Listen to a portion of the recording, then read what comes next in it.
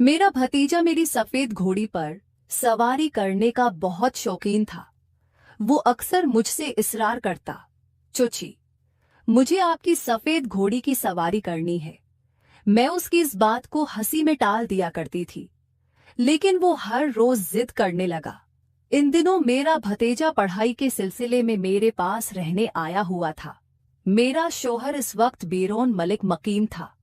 मेरा भतीजा उम्र में तो छोटा था। मेरा भतीजा किसी बहाने मेरे करीब आने की कोशिश करता और अपनी जिद दोहराता, चुची, मुझे आपकी सफेद घोड़ी की सवारी करनी है। मैं उसे बच्चा समझकर नजरअंदाज करती रही। एक दिन जब बहुत तेज बारिश हो रही थी, मैं अपने शौहर को बहुत याद कर रही थी। उसी वक्त मेरा भतीजा मेरे कमरे में आया और जिद करने लगा कि उसे आज ही घोड़ी की सवारी करनी है। मैंने उसकी बात मान ली और पूछा, बताओ मुझे क्या करना होगा। लेकिन उसने जो तरीका बताया वो सुनकर आप सब हैरान हो जाएंगे। उसने लाइट बंद करते ही पूरे जोश से ऐसी बात की कि एक गलत फहमी ने मेरे अच्छे खासे रिश्ते को तकरीबन तबाह कर दिया था। पूरी कहानी सुनिए, आपको बहुत मजा आएगा। और अगर आप चैनल पर नए हैं तो चैनल को जरूर सब्सक्राइब करें। शुक्रिया। ये कहानी इस वक्त की है जब मेरी नई नई शादी हुई थी। मैं एक गरीब घराने से ताल्लुक रखती थी, इसलिए मेरे वालिदैन ने कम उम्री में ही मेरी शादी कर दी। हर लड़की की तरह मेरे भी अपनी शादी को लेकर बहुत से ख्वाब थे, लेकिन वो शायद मेरी जिंदगी में पूरे ना हो सके, क्योंकि मेरा शौहर शादी की पहली रात के बाद ही मुझे छोड़कर बीरोनी मलिक चला गया। शादी बहुत जल्दी में हुई थी। मैंने सुना था कि मेरे शौहर के वालिदैन इस दुनिया में नहीं थे और उसकी एक छोटी बहन थी जिसकी शादी वो 1 साल पहले कर चुका था। मेरे वालिदैन को ये रिश्ता इसलिए पसंद आया क्योंकि लड़का अच्छा कमा लेता था और उनकी तरफ से लड़की वालों से कोई मुतालबा भी नहीं किया गया था। इसलिए खुशी खुशी मेरी शादी राजा से कर दी गई। जब मैं ससुराल पहुंची तो मेरा सादगी से इस्तकबाल किया गया। ससुराल में ज्यादा लोग नहीं थे। जब मैं अपने शौहर के कमरे में दाखिल हुई तो उसने कमरे को फूलों से सजा रखा था। वो रात मेरे लिए बहुत मोहब्बत भरी थी। हर नई दुल्हन की तरह मैं भी अपने शौहर का बेसब्री से इंतजार कर रही थी। मैं लंबा सा घूंघट निकाले बैठी थी और आने वाले लम्हों के बारे में सोच रही थी।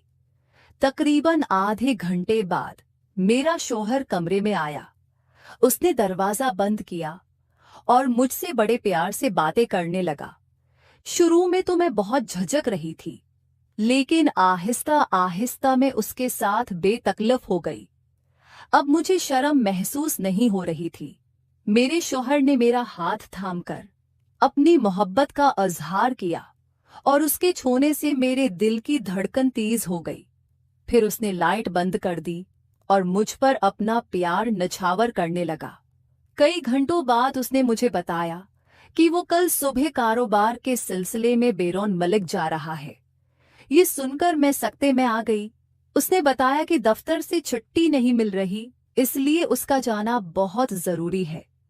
वो बोला, तुम परेशान मत होना, मैं जल्द वापस आऊंगा। इसकी बात सुनकर मैं बहुत उदास हो गई। भला कौन सी लड़की शादी के अगले ही दिन अपने शौहर को बाहर जाने की इजाजत देती है। मुझ में कुछ कहने की हिम्मत नहीं थी, लेकिन मैं खामोशी से उदास होकर बैठ गई। मेरे शौहर ने मुझे मनाने की बहुत कोशिश की, लेकिन दिन भर की थकावट की वजह से मैं जल्द ही नींद की वादियों में खो गई। सुबह जब मेरी आंख खुली तो मैंने देखा कि मेरा शौहर बेरोन मलिक जाने की तैयारी कर रहा था।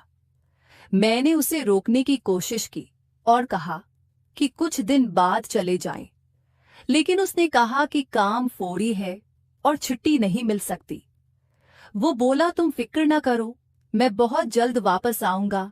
चूंकि मैं नई नवेली दुल्हन थी, इसलिए मैंने ज्यादा बहस नहीं की और भारी दिल से उसे जाने की इजाजत दे दी। शौहर के जाने के बाद मैं घर में बिल्कुल अकेली रह गई। घर बहुत बड़ा था और उसके पिछले हिस्से में एक स्टबल था जहां 2-3 घोड़े थे। मुझे बचपन से ही जानवरों से बहुत लगाव था। मैं घर का काम खत्म करने के बाद घोड़ों को खाना देने जाती। उनमें एक सफेद रंग की घोड़ी बहुत ही खूबसूरत थी। उसे देखकर मुझे उससे मोहब्बत हो गई। वो भी उस घर में मेरी तरह तन्हा थी। घोड़ी को खाना देने के बाद मैं कमरे में आती और शौहर को फोन करती। वो मुझसे बातें करता, लेकिन मैं हर बार उससे वापस आने की जिद करती। वो कहता कि बस कुछ दिन और इंतजार करो। उसने मुझे बताया कि मेरा भतीजा जल्द ही हमारे घर पढ़ाई के लिए रहने आएगा, क्योंकि करीब ही अच्छे कॉलेज हैं। उसने कहा कि उससे मेरा दिल भी लगा रहेगा। ये सुनकर मुझे थोड़ा सुकून मिला। एक दिन मैंने रात का खाना बनाया और खाने के बाद इस्तबल चली गई। वहां मैंने सफेद घोड़ी के साथ कुछ वक्त गुजारा। उसकी नीली आंखें थीं और जब भी मैं उसके करीब जाती, वो अपनी गर्दन झुका लेती, जैसे वो मेरे जज्बात को समझती हो। मैं उससे बातें करती और उसे खाना खिलाती। उसके बाद मैं कमरे में आकर थकावट की वजह से गहरी नींद सो गई। सुबह उठकर मैंने घर के काम शुरू किए और घोड़ों को चारा डाला। जब मैं फारिग होकर निकली तो दरवाजे की घंटी जोर से बजी। मैं भागकर दरवाजा खोलने गई